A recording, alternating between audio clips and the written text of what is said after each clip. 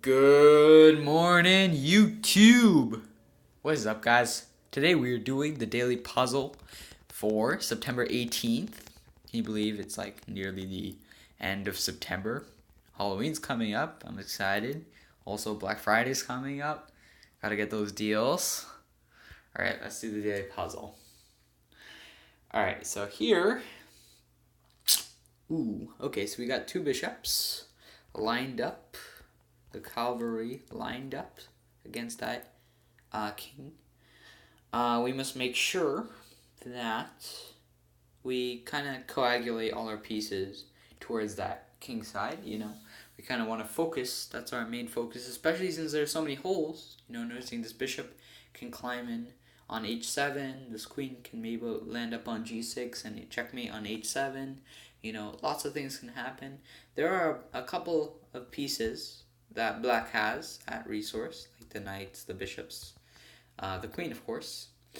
But it will take a while for black to mobilize its pieces. So, what can we notice? First of all, we can notice this bishop on b2 and this queen on g3, both lining up on, or both intersecting on the square g7. And if queen takes g7 is checkmate, right? However, there's this knight that's blocking the connection between the bishop and the queen. So we first have to move that knight, and then we take that pawn with our queen, right? Simple, right? No. Once we move that knight, the queen, the black queen, will simply capture our queen, and we really don't have any other attack. Once the queens are off the board, there's really no attack to emphasize on. There's not much that white can do to progress in such a position. Now, what can we do knowing that this knight can't move? How can we make sure that when it moves safely? What we can do is play the most absurd move, and that is queen takes g7. Now we won a pawn, right? Yay! And we lost our queen. Oof. But this is a queen sacrifice. But we are lining up our cavalry, the bishop, the knight, and the king. The two bishops, the knight, and the king. And we are aiming for an attack that hopefully wins us back some material and maybe some more material along the way. Alright, so now queen takes g7. So, if you didn't understand that move yet, you'll see why that move is perfect. So this allows for some discovery chances, right? We can move this knight out of the way, and it is a check. Now, what we want to do is we want to take the most number of pieces. And like I said, we might be able to regain that material, that lost queen, for example, but along the way, we might munch on some other pieces. So let's go ahead and play knight takes d7 check. Good. This also allows for chances such as knight f6, where we can take a rook. And notice we want a rook and a knight and a pawn on g7 for that queen. So we have well compensated for that material through a series of checks. But we got to be careful. Do we want this rook immediately, or can we think of a better tactic? So let's go to knight f6. It is a check.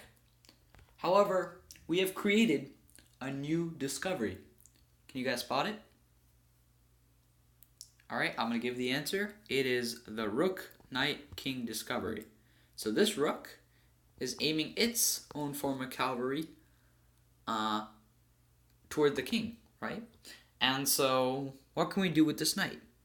We can move it, right? We can move it. But where do we want to move it to? Can we take this rook? Well, then the king will just recapture, and we kind of sacked a queen, and so we're not able to compensate for the material lost. So do we take that rook? Maybe. Maybe there's a better move. Maybe we can go to d5. And what this does is it's moving the knight, and we're attacking the queen. However, black may be tempted to move this queen. However, black is in check. So that is the whole point of a discovery, to attack pieces while they basically have to remain in the same square, while they have to be as still as a statue and wait for you to play your next move, and then you just simply capture them. So that's the advantage of having these checks, right? So the move knight d5 simply wins back our queen, and notice it compensated for our queen sack. Now, if we go to the analysis, right?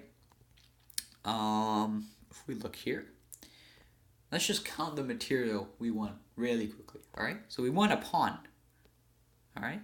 We lost a queen. Then we took a knight, so it's a knight and a pawn versus a queen. Then a couple of checks occurred, a couple of discoveries, and we won back that queen.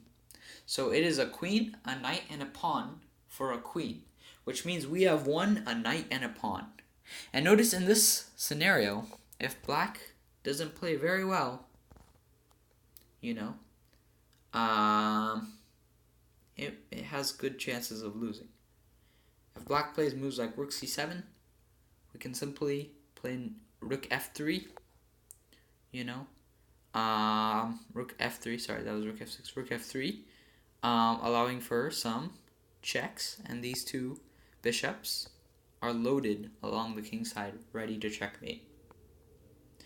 Also notice, if rook to d8, we can play this cool move, rook takes f8. If king takes f8, then knight takes e6, forking the king and the rook.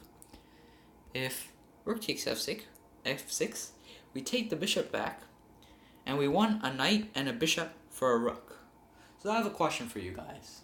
Do you think a rook is better than a bishop and a knight?